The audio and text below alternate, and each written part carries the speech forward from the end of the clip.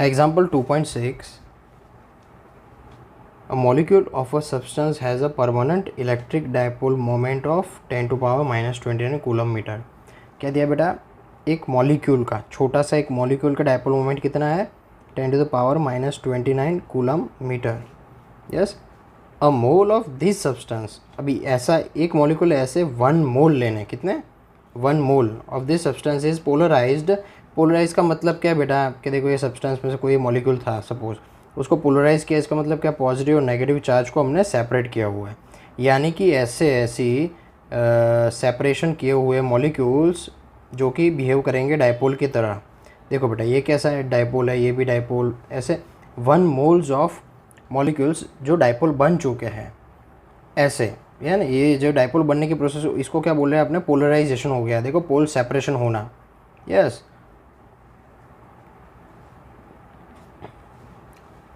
Bye applying strong electric field of 10 to power 6 volt meter, यानी electric field की value रखिए 10 to the power 6 volt per meter. The direction of the field is suddenly changed by angle of 60 degree. एकदम से हमने theta change कर दिया 60 degree से, theta का चेंज किया। स्टार्टिंग में होगा 0, ओके, स्टार्टिंग में क्या था भाई, इनिशियल में 0 डिग्री था, ठीक है, फाइनल में हमने बदल के क्या कर दिया 60 डिग्री, है ना। Estimate the heat released by the substance in aligning the dipoles in the new direction of the field. अब देखो बेटा सीन क्या होगा, हमने एकदम से डायरेक्शन चेंज कर दी है।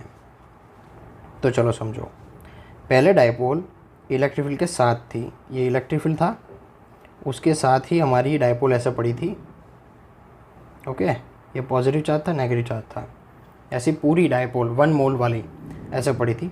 यानी इनिशियल में थीटा कितना था भाई, 0 था। अब हमने क्या कर दिया, एकदम से सडनली इलेक्ट्रिक फील्ड का डायरेक्शन चेंज कर दिया, तो this is the new direction of electric field, है ना। तो अब देखो तो सीन क्या होगा, इसका एंगल कुछ बदल गया, ये एंगल कुछ नया है, थीटा फाइनल, समझे कि नहीं। तो हमारे पास थीटा फाइनल क्या मिला, कुछ नया वैल्यू है, ठीक है, 60 डिग्री इतना है थीटा फाइनल। अब देखो बेटा, तो हमको क्या करना है कि what is energy heat released, क्या बोला है, हीट रिलीज का मतलब क्या होगा बेटा, एनर्जी क्या निकलेगी, ठीक है। तो ये हम कैसे निकालेंगे, तो कि भाई वर्क डन का फॉर्मूला यूज़ कर सकते हैं। यस, चलो तो देखो क्या करने वाले हैं, वर्क डन का फॉर्मूला क्या है कि P E cos of theta initial minus cos of theta final. Yes, हमने क्यों वर्क डन का फॉर्मूला यूज़ किया, उसका एक रीज़न है, हमको क्या चाहिए, हीट रिलीज्ड, हीट यानी कि एनर्जी। यस, तो देखो हम इस पे से इस तरीके से भी कर सकते हैं, अगर यू इनिशियल फाइंड आउट कर दे minus P cos of theta initial, और यू फाइनल फाइंड आउट कर दे minus P cos of theta final, ये करके हम डेल्टा यू निकाल लें, delta U equals to U final minus U initial. तो जो आंसर आएगा, यस, वो डेल्टा यू का मतलब क्या, वर्क डन के जितना ही होगा ना, डन, दैट्स वाई हम शॉर्टकट ले रहे हैं यहाँ पे। सो पी कितना होगा, कितने नंबर से, एन ए जितने नंबर से मल्टीप्लाई बाय एक का पी है 10 to the power minus 29 multiply electric field is 10 to the power 6 multiplied by cos of theta initial यानी कॉस 0 है minus cos of theta final यानी 60 डिग्री है, ठीक है। So N A will be 6.022 10 to the power 23 multiplied by 10 to the power minus 29 multiplied by 10 to the power 6 and bracket में cos 0 1 हो जाएगा, okay, 1 minus cos 60 हो जाएगा 1/2, ठीक है। अब देखो ये क्या देगा, 1 माइनस 1/2 कितना हो जाएगा, 1/2, हमने यहाँ पे लिखा 1/2। अब देखो क्या होने वाला है, 1/2 यहाँ से कट के 3 मिल जाएगा, यहाँ पे अप्रॉक्सीमेटली 3 मिल जाएगा, तो 3 लिख लिया into 10 to the power 23 minus 29 और ये प्लस 6, क्या बचेगा, 23 और 6 29 हो गए, यानी कुछ नहीं बचेगा, 3 जूल्स बचेगा ओनली। यस, ये जो वर्क डन था वही तो चेंज ऑफ एनर्जी था, तो एनर्जी का जो चेंज हुआ है वही तो एनर्जी लॉस है, समझे कि नहीं। इनिशियल में कुछ एनर्जी था, फाइनल में कुछ नया मिला, उनका डिफरेंस जो है वो ही हीट के फॉर्म में लॉस होगा। It is, let's check the other method, क्या दिया है, कि हम पहले इनिशियल में एनर्जी निकाल लेते हैं कितना है, तो लिखेंगे minus P cos of theta initial. चलो पी कितना है, तो कि एन ए मल्टीप्लाइड बाय एक का कितना है भाई 10⁻⁻29 इंटू ई है 10⁻6। कॉस स्टार्टिंग इनिशियल में थीटा कितना था 0 ले ले चल, तो कितना हो कॉस 0 कितना हो जाएगा 1 हो जाएगा, है ना। तो ये मिलेगा तेरे को माइनस में एन ए कितना है 6.022 10⁻23 इंटू 10⁻⁻29 इंटू क्या मिलेगा 10⁻6। चलो क्या देगा -6 अप्रॉक्सीमेटली 6 ले लेते हैं इंटू 10⁻, कितना बचेगा 30 6 ओके 10⁻0 बचेगा, यानी कि मैं इसको 6 जूल लिख सकता हूँ ऐसा। डन। अब हम फाइनल एनर्जी फाइंड करते हैं। What is you final? Final क्या होगा minus P E cos of theta final. Theta final कितना था, तो कि बेटा 60 डिग्री था, ठीक है। से कॉस 60 कितना होता है, तो कि वो होता है 1/2, तो हम लिख देते हैं 1/2, है ना। और माइनस पी कितना निकला, यहाँ पे निकला 6 जूल, वही है आंसर। तो हम लिखेंगे यहाँ पे माइनस में 6 इंटू 1/2, तो आंसर मिल जाएगा 3 जूल्स। यस, माइनस में। सो चलो देखते हैं क्या मिला। तो डेल्टा यू क्या मिला, you final minus U initial. What is you final -3 minus what is initial, it is -6। So answer will be -3 + 6 क्या मिल रहा है +3 जूल, यानी कि ये 3 जूल जो है एनर्जी लॉस है इन the form of heat. Now question number 7, a comb run through one's dry hair। अगर हम कंघी को सूखे बालों में जब रब करेंगे, ठीक है, तो attracts small bits of paper, why. तो उसका एक रीज़न है कि देख बेटा, जब हम कंघी को सूखे बालों से रब करेंगे तो कंघी विल गेट नेगेटिव चार्ज। क्या मिलेगा कंघी को, नेगेटिव चार्ज। अब जब हम उसके पास में पेपर के छोटे टुकड़े लेके आते हैं, ये मैं समझाने के लिए बड़ा बना रहा हूँ, छोटा टुकड़ा समझ लें। तो ये जो नेगेटिव चार्ज है यहाँ के, वो क्या करेंगे, पेज में से पॉजिटिव चार्ज को अट्रैक्ट कर लेंगे अपनी तरफ और नेगेटिव को दूर धकेल देंगे। तो यहाँ पे क्या होगा, ये पॉजिटिव चार्ज जो है कंघी की तरफ अट्रैक्ट होंगे, ओके। और ये पेज में क्या हो गया, पोल्स जनरेट हो गए, नेगेटिव यहाँ चला गया, पॉजिटिव ऊपर रह गया। यस, उस वजह से यहाँ पे पॉजिटिव चार्ज नज़दीक होने की वजह से ऊपर की तरफ फोर्स फील होता है। यस, तो उसकी वजह से ऐसा लगता है कि अट्रैक्ट कर रहा है कंघी पेपर को, ठीक है। और बोला है what happens if the hair is wet और it's not, if it is rainy day. क्या बोला है, जब हेयर वेट होंगे तो प्रॉपरली फ्रिक्शन नहीं हो पाएगा ना। जब हेयर वेट होंगे या फिर रेनी डे होगा तो प्रॉपरली फ्रिक्शन नहीं हो पाएगा बालों और कंघी के साथ में, तो उसकी वजह से कंघी में नेगेटिव चार्ज इतना जमा नहीं हो पाएगा। तो ये वाला जो फोर्स ऑफ अट्रैक्शन है वो वीक होगा या फिर नहीं हो पाएगा, ठीक है। Now second, ordinary rubber is an insulator. Ordinary rubber जो होता है, जो हम यूज़ करते हैं, वो इंसुलेटर होता है। But special rubber tyres of aircraft are made slightly conducting, why. चलो देखते हैं। इसका एक रीज़न है कि जब प्लेन उड़ रहा होता है, जब प्लेन उड़ रहा होता है, ठीक है, तो उसकी वजह से सीन क्या हो रहा है कि एयर के मॉलिक्यूल्स उसके साथ फ्रिक्शन करने वाला है बहुत ही ज़्यादा। तो एयर के मॉलिक्यूल्स से ज़्यादा फ्रिक्शन की वजह से, ड्यू टू फ्रिक्शन, प्लेन पे कुछ चार्ज एक्युमुलेट हो जाता है, प्लेन पे कुछ चार्ज एक्युमुलेट हो जाता है। और अगर हमने टायर भी रबर के ही रखे, जो टायर्स होते हैं प्लेन के वो रबर के रखे, ठीक है, तो ये चार्ज जो है जमा हुआ प्लेन पे वो लीव नहीं कर पाएगा, ठीक है। तो उस वजह से हमने यहाँ पे जो टायर्स हैं, उन टायर्स को हमने थोड़ा कंडक्टिंग मटेरियल का बनाया हुआ है, ताकि कि प्लेन का जो चार्ज है वो चला जाए ग्राउंड में, ठीक है, as in the form of earthing. Now the see, vehicles carrying inflammable materials usually have metallic ropes touching to the ground। Generally क्या होता है कि जब भी कोई HP पेट्रोल पंप का या कुछ इन्फ्लेमेबल मटेरियल लेके जा रहा है, ट्रक है, ठीक है, तो जो ट्रक ले जा रहे हैं तो उसके दो पीछे से अगर आप देखोगे तो एक चेन होगा, चेन ज़मीन को टच होगा जब रोड पे ऐसे जा रहा है, ठीक है, तो चेन ज़मीन पे टच होगा, जिसकी मदद से सपोज़ कहीं से कुछ बड़ा सा चार्ज ट्रक पे आ जाता है, लाइक कहीं कुछ बिजली का खंभा गिर गया इस पे, ऐसा कुछ हो गया, तो वो जो चार्ज है उस चार्ज की वजह से ये जो इन्फ्लेमेबल मटेरियल है अंदर जो भरा पड़ा वो उसमें फायर ना हो जाए। दैट्स वाई ये जो चार्ज है तो कि इस रोप के ज़रिए ज़मीन के अंदर अर्थिंग हो जाए। दैट्स वाई हमने यहाँ पे ट्रक के पीछे आप देखोगे कि एक चेन लगा हुआ होगा।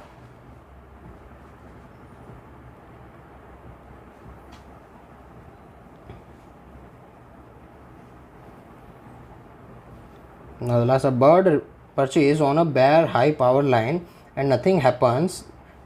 If a man standing on the ground touches the same line, he would get a fatal shock. Yes. देख बेटा क्या हो रहा है, जब पावर लाइन पे जब कोई पंछी बैठता है, ठीक है, कोई पंछी बैठता है, ठीक है, तो पंछी एक ही लाइन पे बैठा हुआ है, एक ही लाइन पे। अगर उसने एक पाँव यहाँ पे रखा और एक पाँव यहाँ रखा तो वो 1 सेकंड में मर जाएगा, ठीक है। बट उसके क्या दोनों ही पाँव यहाँ पे और उसका एक भी कोई बॉडी का कनेक्शन ज़मीन तक नहीं है, उसका कोई भी कनेक्शन ज़मीन तक नहीं है।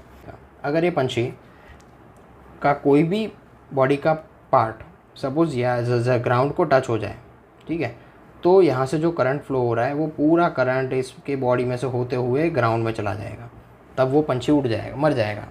यस, सिमिलर वे में कि अगर कोई बंदा जो ज़मीन पर खड़ा है, ठीक है, कोई ज़मीन पर खड़ा हुआ बंदा है, अगर वो टच कर ले पावर लाइन को, ठीक है, तो क्या होने वाला है उसके साथ में कि जो करंट फ्लो हो रहा था पावर लाइन में से वो करंट अब उसकी बॉडी में से होते हुए ज़मीन के अंदर चला जाएगा, ठीक है। इसका मतलब ये बंदा खुद वायर की तरह बिहेव कर गया और सारा करंट उसमें से चला जाएगा और वो मर जाएगा तुरंत ही।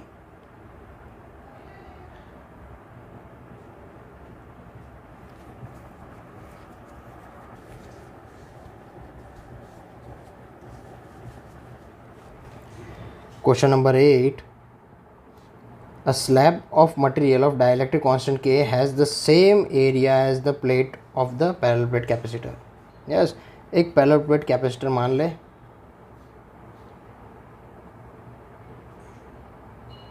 ये रही प्लेट्स, ये कैपेसिटर था। अब क्या दिया है, has a thickness of 3/4D and the D is the separation of the plates. देख बेटा क्या दिया, D इन दोनों के बीच, प्लेट के बीच का सेपरेशन है, ठीक है। अब उनके बीच में हम क्या लगा रहे हैं भाई, एक डाइलेक्ट्रिक कांस्टेंट K वाला स्लैब लगा रहे हैं जिसका थिकनेस है 3/4D। पूरा नहीं है बेटा, 3/4D है। यस, इसका मतलब बैठ रहा है कि हमने इतनी जगह में एक स्लैब लगा दिया। तुझे एग्ज़ाम में ये फिगर बनाने का कोई ज़रूरत नहीं है, ये सिर्फ समझने के लिए तेरा कि 3/4D जगह में तूने स्लैब लगाया। इसका मतलब क्या बैठ रहा है भाई, ये 3/4D जगह में स्लैब लगाया तो ये बचा कुचा D माइनस 3/4D कितना बचेगा, 1/4D। इतनी जगह में क्या है भाई, एयर है, यहाँ पे क्या है, हवा है, हवा, ठीक है ना। यस, अब देख ये फिगर में थोड़ा ज़्यादा मज़ा नहीं आ रहा है तो हम एक छोटा फिगर और बना रहे हैं समझने के लिए। 2D में, 3D में मज़ा नहीं आया, ठीक है। चलो तो समझ बेटा कि ये था दो plate of the parallel plate capacitor. अब उनके बीच में हवा थी पहले, बट अब हमने क्या किया, 3/4D जगह में एक डाइलेक्ट्रिक स्लैब लगा लिया। क्या लगाया भाई, ये डाइलेक्ट्रिक स्लैब लगा जिसका डाइलेक्ट्रिक कांस्टेंट K है और यहाँ पे तो एयर ही है पहले से, ठीक है। चलो तो ये वाला जो चीज़ है वो ऐसा कुछ दिख रहा है कि लाइक ये फर्स्ट कैपेसिटर है, देन इसके बाजू में ये दूसरा कैपेसिटर है, ऐसा लग रहा है। दो कैपेसिटर सीरीज़ में लग रहे हैं जिसमें यहाँ पे डाइलेक्ट्रिक लगाया हुआ है और यहाँ पे एयर है। समझ में आ रहा है कि नहीं आ रहा है, तो इसका मतलब ये फील कर रहा है कि ये दो कैपेसिटर सीरीज़ में लगाए हुए हैं, C1 प्लस C2, जिसमें यहाँ पे कुछ मटेरियल लगाया हुआ है। समझे कि नहीं। यस, तो चलो समझो कि इनिशियल में क्या था, तो कि इनिशियली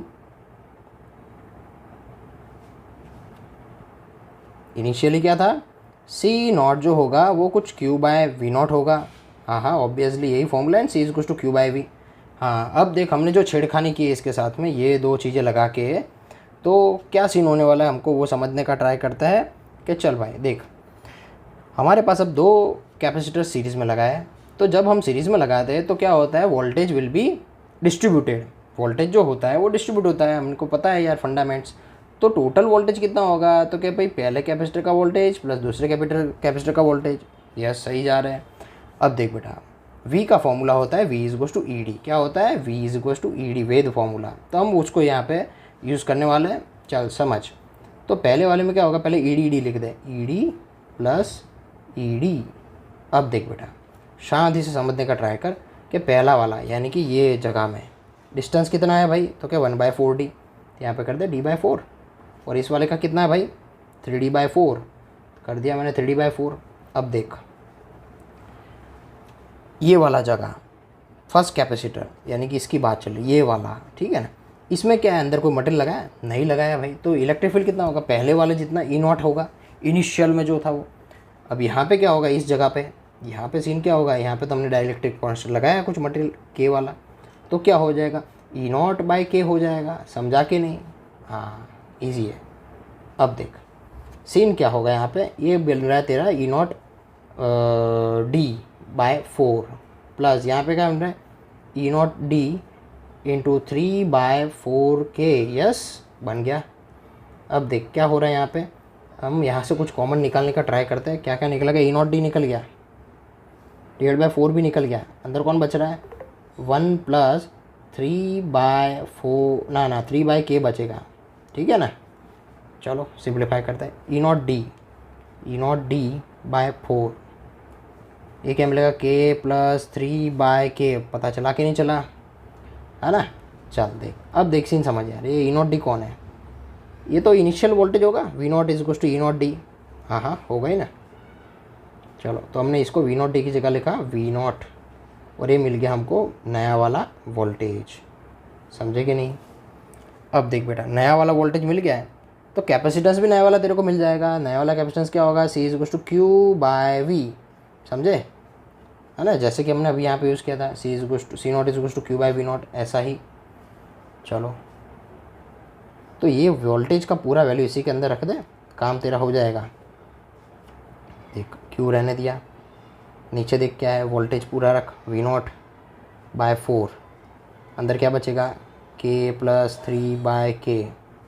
अब देखिए नीचे वाले 4K है ना, उसको ऊपर जाने दे, क्या मिलेगा, 4K, और Q बाजू में था, V0 को इस तरफ रखा, यहाँ पे K प्लस 3 रखा। कोई तकलीफ़ है, नहीं होनी चाहिए।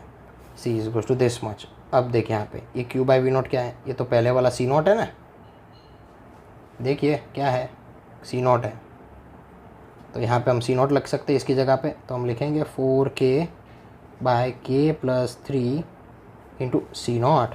तो देख नया वाला कैपेसिटेंस मिलेगा this much times of initial capacitance. This is the answer. Question number 9, A network of 410 microfarad capacitor is connected to 500 volt supply. Battery का सप्लाई दिया है 500 वोल्ट, चारों कैपेसिटर की वैल्यू हमको दी रखी है 10 माइक्रोफैराडे, ठीक है।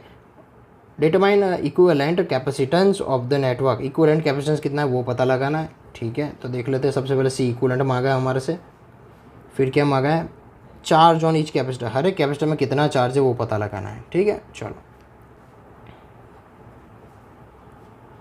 देखो तो क्या दिया हुआ है यहाँ पे, हमारे पास 4 कैपेसिटर है,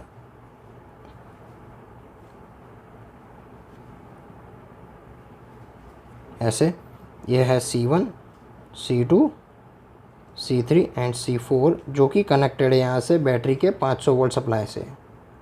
यस, यानी कि समझने के लिए हम यहाँ पे एक बैटरी भी बना सकते हैं, अगर पता ना चले तो हम ऐसा मान सकते हैं कि यहाँ पे हमने एक बैटरी बना दिया है 500 वोल्ट सप्लाई का, ठीक है, डन।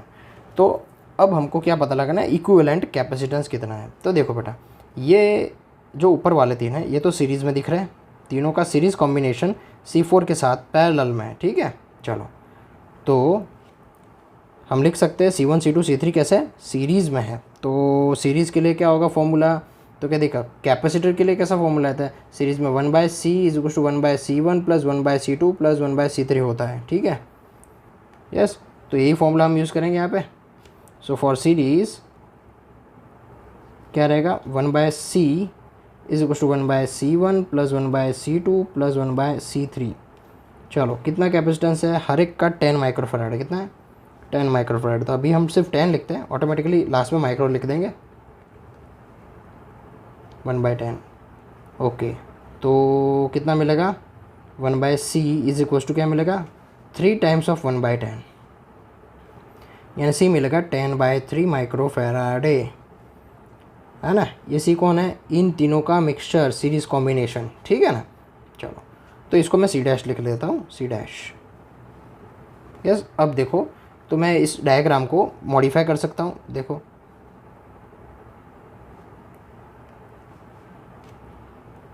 कि now this c' of the value 10/3 microfarad is connected in parallel with C4। C4 का वैल्यू कितना है, 10 माइक्रोफैराड है ना। चलो तो ये पैरेलल के कॉम्बिनेशन का फॉर्मूला क्या होता है, तो क्या लिख सकते हैं हम, C' and C4 in parallel. अब बेटा देख, पैरेलल का फॉर्मूला क्या होता है, C हम इक्विवेलेंट लिख लेते हैं, मिलेगा C' + C4, जो कि होगा C' है हमारा 10/3, C4 इज़ अवर 10, कितना मिलेगा, 3 ऊपर जाएगा, 10 + 30/3, यानी आंसर विल बी 40/3 माइक्रोफैराडे। यस, सो हमका आंसर निकल गया, C इक्विवेलेंट इज़ 40/3 माइक्रोफैराडे। डन। अब समझो क्या बोला है क्वेश्चन में, और क्वेश्चन में ऐसा बोला है कि find charge from on each capacitor, हर एक पे चार्ज कितना है, Q1 Q2 Q3 Q4। Done. चलो अब समझो, सबसे पहले जो इजी है उसको निकाल लेते हैं। कि देख यहाँ पे 500 वोल्ट C4 को डायरेक्टली मिल रहा है, या सुनो डायरेक्टली 500 वोल्ट मिल रहा है C4 को, तो हम ऐसा लिख सकते हैं कि like for fourth capacitor for C4 voltage कितना है, तो क्या 500 वोल्ट है। C कितना है, तो कि C है 10 माइक्रोफैराड है। तो हमारे पास फॉर्मूला है Q = CV, ठीक है। तो इस फॉर्मूला में पुट करते हैं Q4 = C4 × V। चलो व्हाट इज़ C4, 10 माइक्रो यानी 10 × 10⁻⁶। What is voltage, voltage is 500 volt, तो हम लिख सकते हैं 500। डन। ये क्या देगा, 5000 10⁻⁶, जो कि देगा 5 × 10⁻³ कूलम्स। तो हमको मिल गया फोर्थ कैपेसिटर पे चार्ज इतना है, 5 × 10⁻³ कूलम। नाउ सी, जो भी चार्ज यहाँ से एंटर कर रहा है, यहाँ से एंटर करेगा, वो चार्ज इस C' में से पास हो रहा है। समझ में आ रहा है कि नहीं आ रहा है। तो सिमिलरली यहाँ पे देखो कि जो चार्ज यहाँ से एंटर कर रहा है, ठीक है, वो C1 में से पास होगा, वही चार्ज C2 में से पास होगा, और वही चार्ज C3 में से पास होगा। इसका मतलब इसका चार्ज Q1, इसका चार्ज Q2, इसका चार्ज Q3 तीनों सेम रहेंगे, ठीक है। डन। अगर तीनों के चार्ज सेम है तो हम क्या कर सकते हैं, यहाँ पे देखो कि जो Q चार्ज है वही होगा सबके लिए सेम। तो देखो here C1 C2 C3 are in series में क्या सेम होता है, चार्ज। तो Q = Q1 = Q2 = Q3, तीनों के लिए सब सेम रहेगा, ठीक है। चलो तो क्या करेंगे बेटा, तो देखो तो ये जो चार्ज तीनों का सेम है, वही चार्ज इसमें से पास हो रहा है C' में से। तो हम कर सकते हैं, देख C' को कितना वोल्टेज मिल रहा है, C' को तो 500 वोल्ट मिल रहा है डायरेक्टली, ये रहे कनेक्शन, है ना। तो हम ऐसा कर सकते हैं, Q = C' × V। अब C' देख तेरे को कितना मिला, C' मिल रहा है 10/3 माइक्रो यानी 10⁻⁶ multiply by what is the voltage, 500 मिल रहा है इसको। तो हम लिख सकते हैं 5000/3 10⁻⁻6, या फिर हम लिख सकते हैं 5/3 10⁻⁻3 5/3 10⁻⁻3 कूलम्स। ये चार्ज है फर्स्ट सेकंड थर्ड कैपेसिटर में से पास होता हुआ। Question number 10, 900 picofarad capacitor is charged by 100 volt supply, how much energy is stored in the capacitor. चलो क्या एनर्जी स्टोर्ड का फॉर्मूला क्या होगा, cut 900 pico Faraday.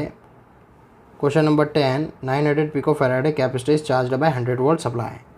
And capacitor कितना है 900 पिको फैराडे, वोल्टेज दिया रखा है 100 वोल्ट सप्लाई। हर बारी क्वेश्चन पढ़ के डेटा लिखना शुरू कर तो पता चलेगा क्या करना है। How much electric energy is stored in the capacitor, यानी कि यू मांगा है एनर्जी कितना स्टोर हो रहा है। चलो एनर्जी का फॉर्मूला पता ही है, यू इज इक्वल टू क्या हो जाएगा हाफ सी वी स्क्वायर, या फिर लिख सकता है हाफ क्यू वी, या लिख सकता है क्यू स्क्वायर बाय 2c। ठीक है ना, देन जो जचता है वो ले ले। तो हमारे पास क्या सी और वी दिया है, तो सी और वी वाला फॉर्मूला यही लगेगा, बाकी दो नहीं लगने वाला है। यस चलो तो हाफ सी वी स्क्वायर का निकालते हैं। हाफ सी कितना है 900 pico faraday, 900 10 to the power -12 होता है पिको का मतलब। व्हाट इज़ वोल्टेज, वोल्टेज हमारे पास 100 वोल्ट का स्क्वायर हो जाएगा। यस ये क्या देगा 450 10 to the power -12 multiplied by 100 का स्क्वायर, यानी कि 10 टू पावर 2 का स्क्वायर 10 टू पावर 4 हो जाएगा। ये क्या देगा 450 इंटू 10 टू द पावर 12 में से 4 जाएगा, बचेगा कितना -8। ठीक है, तो हम इसको ऐसे भी लिख सकते हैं कि 4.5 into 10 to the power -6 joules.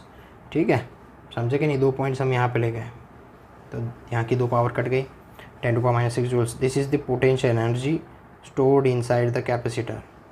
इस कैपेसिटर में इतनी एनर्जी स्टोर्ड थी पहले। ठीक है, अब हमने क्या किया यहाँ पे कुछ चेंजेस किया है। Now the capacitor is disconnected from the battery and connected to 900 picofarad capacitor. What is the electric energy stored in the system, क्या एनर्जी स्टोर होगी वो पता लगाना है। चलो सबसे पहले हम क्या करते हैं कि इस फिगर को समझते हैं। फिगर में क्या दिया है कि चार्ज आधा हो गया, क्या बताया चार्ज आधा हो गया। चलो तो देखते हैं अभी यहाँ पे कैपेसिटर कितने हैं 1 and 2, वी हैव 2 कैपेसिटर्स। चलो तो बी केस में देखते हैं क्या होने वाला है कि क्यू डैश कितना हो गया Q/2। यस हाँ,